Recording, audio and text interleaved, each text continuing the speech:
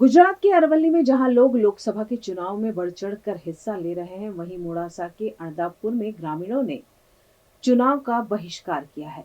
अरवली के मोड़ासा के अणदापुर गांव में 75 वर्ष बाद भी गांववासी बुनियादी सुविधाओं के लिए जूझ रहे हैं, जिसके चलते ग्रामीणों ने चुनाव का बहिष्कार कर दिया है। यहां मतदान शुरू होने के बाद कोई भी वोट डालने ही नहीं गया। ग्रामीणों का कहना है कि गांव को जब तक बुनियादी सुविधाएं नहीं मिल जाती, तब तक वे मतदान नहीं करेंगे। આજે લોકસભા ચૂંટણીનું ઇલેક્શન છે, તો અમે અમારા ગામમાં પ્રાથમિક સુવિધાનો કોઈ પણ લાભ મળેલ નથી. પાણી નથી, રોડ રસ્તા નથી, આરોગ્યની સેવાઓ નથી. અમે વારંવાર અધિકારીઓને રજૂઆત કરી, પરંતુ કોઈ પણ નિકાલ નહીં આવતો. અમે આજે 1.5-2 કલાક થયા, પણ એક પણ મત નાખ્યો નથી અને નાખવાના પણ નથી.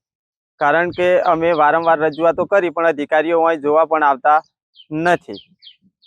ચૂંટણીનો બહિષ્કાર કર્યો છે, શું કહે?